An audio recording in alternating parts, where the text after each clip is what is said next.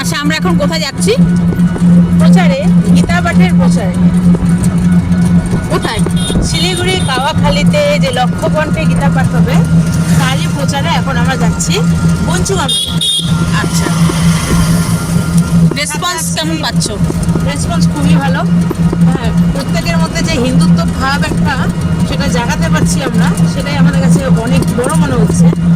সেইখানে সেই যে একটা সেটা একটা যুদ্ধের দিন বলতে গেলে, সেই যুদ্ধে সবাই নিজেকে সামিল করবে এটা সবার কাছে আশা রাখছি। আর প্রত্যেকেও ঠিক সেভাবে রেসপন্স করছি যে হ্যাঁ আমরা সবাই যাব, প্রত্যেকে এক হচ্ছি আমরা। হ্যাঁ, তো এটা আমার কাছে খুবই একটা মানে ভাবার বিষয়, খুব ভালো লাগছে জিনিসটা আমার। তো সাথে আছে আমাদের বিশ্বজিৎ দা, এই গুড্ডু দা, সবাই রয়েছে। হরে কৃষ্ণ। এই তো আমরা প্রচারে বের হয়েছি। বিভিন্ন আমরা গত বছরও গিয়েছিলাম কলকাতা ব্রিগেড ময়দানে, সেখানেও লক্ষ্যকণ্ঠে গীতা হয়েছিল। এবার বেশি আরও আনন্দিত, কারণ সে আমার উত্তরবঙ্গে হচ্ছে।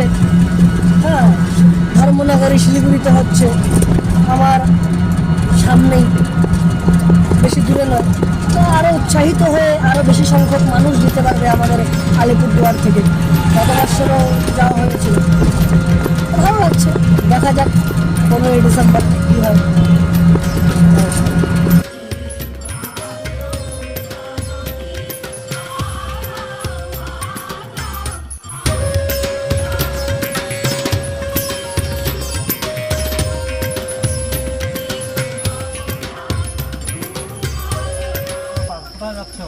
এই তো আমরা একটু প্রচারে বের হয়েছি লক্ষ্যকণ্ঠে গীতা।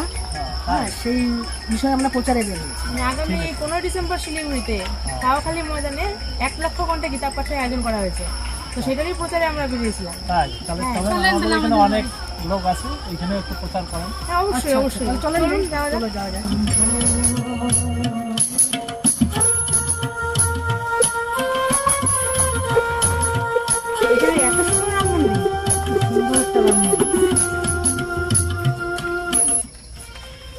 রাম মন্দির আমরা এখানে প্রচারে এসে দেখতে পারলাম। তো রাম মন্দির বিষয়ে একটু বলুন, মানে কিভাবে হলো, কে বানিয়েছে? এটা বানিয়েছে কে? আমি নিজের এগুলি নিজে বানিয়েছে। কবে এটা মানে প্রতিষ্ঠা করে দিয়েছি?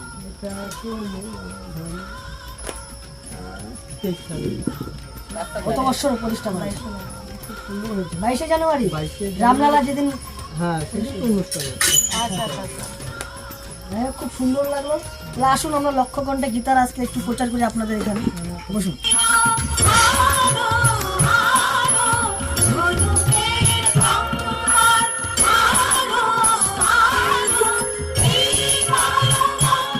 হরে কৃষ্ণ।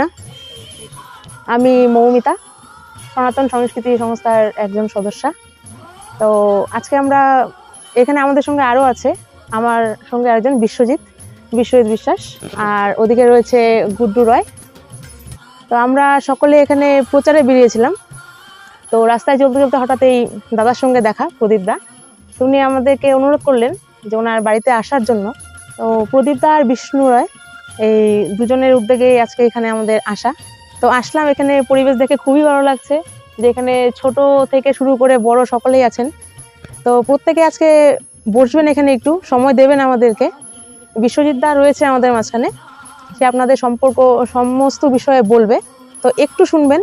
আর আমি সকলের কাছে হাত জোর করে অনুরোধ করবো, এটা যেহেতু আমরা হিন্দু, হ্যাঁ, আমাদের সনাতন ধর্ম আমাদের, তো সেই ক্ষেত্রে আমরা যেন সেই অনুষ্ঠানটায় প্রত্যেকে অংশগ্রহণ করি, এবং আমাদের আশেপাশে যারা আছে প্রত্যেককে যেন আমরা এই বিষয়ে উৎসাহিত করি। সেই জন্য প্রত্যেকে একটু চেষ্টা রাখবেন, আর আজকের বিষয় যা আছে শুনবেন একটু, ঠিক আছে? নমস্কার। তো শুনুন এবার বিশ্বজিৎ দা আপনাদের, তো তার কথাটা একটু শুনবেন সবাই মন দিয়ে, ঠিক আছে? হরে কৃষ্ণ। হরে কৃষ্ণ। সবাইকে অনেক অনেক শুভেচ্ছা। এর আগে যে আমাদের দিদি বললেন যে আমরা প্রচারেই বেরিয়েছিলাম, অ্যাকচুয়ালি আমরা গত 1 মাস থেকে আমরা প্রচার করছি। এই লক্ষ্যকণ্ঠে গীতা যে হবে এই ভারত মানে পুরো ভারতবর্ষ তথা বিশ্বের মধ্যেও মানে এই প্রথমবার আমাদের শিলিগুড়িতে তৃতীয়বার, মানে আমাদের ভারতবর্ষে আগে দুবার হয়ে গেছে, সেখানে গত বছর আমাদের কলকাতার ব্রিগেড ময়দান আপনারা শুনেছিলেন যে এই মাসেই ডিসেম্বর মাসেই আমাদের গত বছরও হয়েছিল ব্রিগেডে।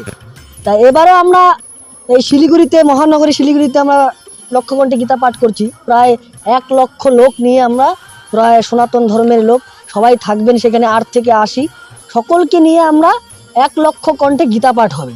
তো সেখানে আমরা বের হয়েছি প্রচার করতে জায়গায় জায়গায়, সব জায়গাতেও। এই দাদারা যেহেতু আমাদেরকে নিয়ে আসলো যে এখানেও অনেক লোক আছে, যে আপনারা এখানেও আসুন, একটু প্রচার করুন, বলুন আমাদেরকে যে এখানে অনেক মায়েরা আছে, বোনেরা আছে, দাদা দিদিরা আছে। তা আপনাদের কাছে অনুরোধ থাকবে যে সনাতন ধর্মকে বাঁচাতে এবং সনাতন ধর্মের সংস্কৃতিকে বাঁচাতে আপনারা আসুন। সকল সনাতনীরা যে শিলিগুড়ির ময়দানে, কাওয়াখালী ময়দানে লক্ষকণ্ঠে গীতা, আমরা আলিপুরদুয়ার জেলার থেকে বা আলিপুরদুয়ার এই বঞ্চুকামারি অঞ্চল থেকে যদি আমরা এখান থেকেও অতি সংখ্যক সনাতনী ধর্মের লোকেরা আমরা যেতে পারি ওখানে। কারণ দেখুন, আজকে আমরা জানি যে বাংলাদেশের আজকে কি পরিস্থিতি, আপনারা জানেন তো বাংলাদেশে কি হচ্ছে, যেভাবে সনাতন ধর্মের উপর আঘাত হচ্ছে। তার জন্য আমাদেরকে একজোট হতে হবে, আমাদের সব এক ছাতার তলে আসতে হবে, আমাদের এই সনাতন ধর্মকে বাঁচাতে হবে।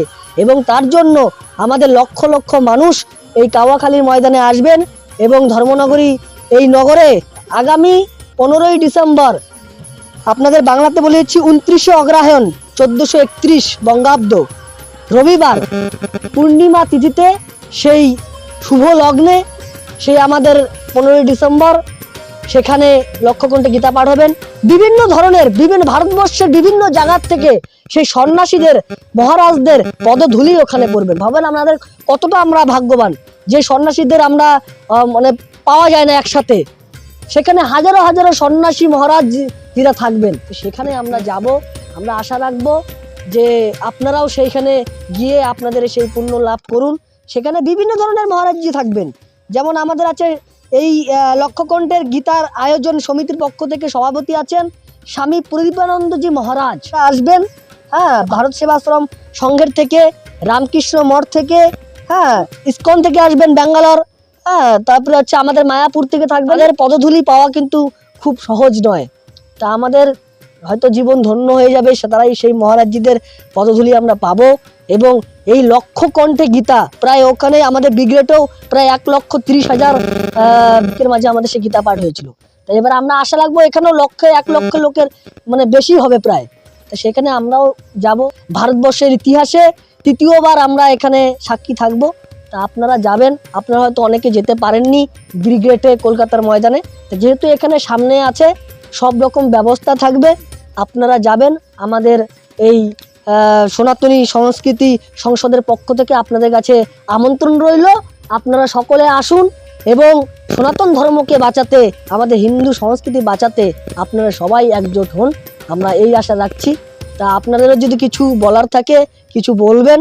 আমরা যতটুকু জানি, আমরাও একটা সদস্য এই সনাতনী সংস্কৃতি সংসদের পক্ষ থেকে, যেহেতু আমিও সনাতনী হিন্দু, আপনারাও সনাতনী হিন্দু।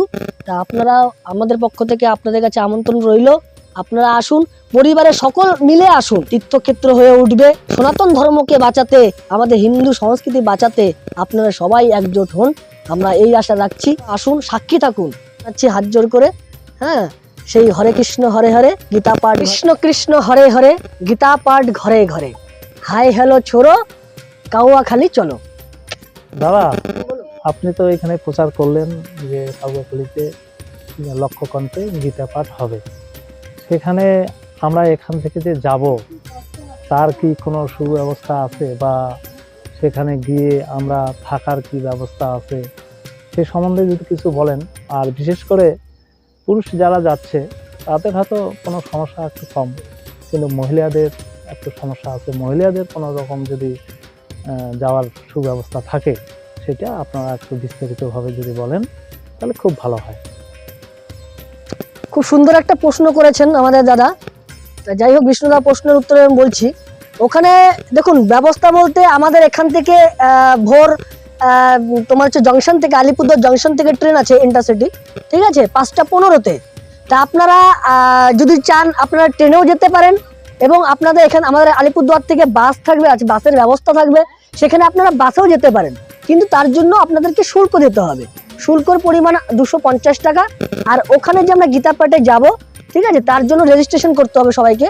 সবার আধার কার্ড দরকার আছে, সবারকে আধার কার্ড দিয়ে ওখানে নিয়ে যেতে হবে, অরিজিনাল আধার কার্ড বা জেরক্সও নিয়ে যেতে পারেন, ঠিক আছে।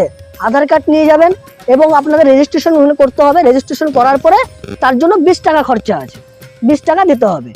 আর এখানে বাসের ব্যবস্থা থাকবে, যেটা বললাম আমি প্রথমে, হ্যাঁ, বাসেও যেতে পারেন, তার জন্য আপনাদেরকে শুল্ক 250 টাকা ধার্য করা আছে। আর আপনারা যদি মনে করেন যে আপনারা সবাই মিলে ট্রেনে যাবেন, ট্রেনেও যেতে পারেন। এখানে ট্রেন আছে 5:15-তে আলিপুরদুয়ার জংশন থেকে, যেতে পারেন, সবাই মিলে একসাথে যেতে পারেন।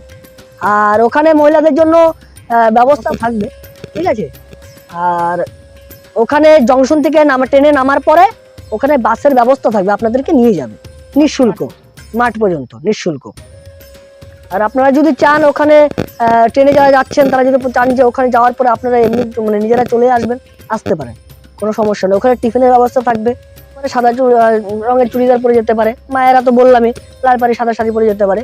আর আমাদের যদি এই অনুষ্ঠানে সহযোগিতা কেউ করতে চায়, আমাদের এখানে অ্যাকাউন্ট নাম্বার দেওয়া আছে, সনাতনী সংস্কৃতি সংসদের পক্ষ থেকে QR কোডও আছে, তারা এখানে সহযোগিতাও করতে পারে।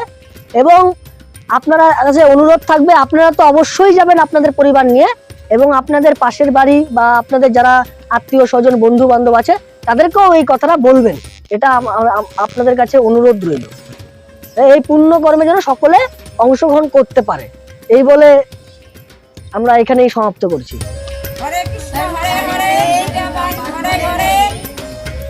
হাই হ্যালো ছাড়ো, হাই হ্যালো ছোড়ো, হাই হ্যালো ছোড়ো, লক্ষ কণ্ঠে গীতা পাঠ, হাই হ্যালো ছোড়ো, লক্ষ কণ্ঠে গীতা পাঠ। জয় শ্রীকৃষ্ণ।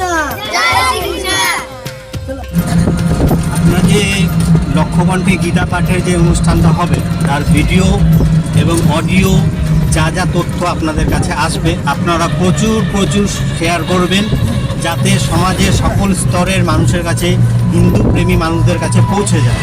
আমাদের বার্তা এটাই থাকবে। ধন্যবাদ।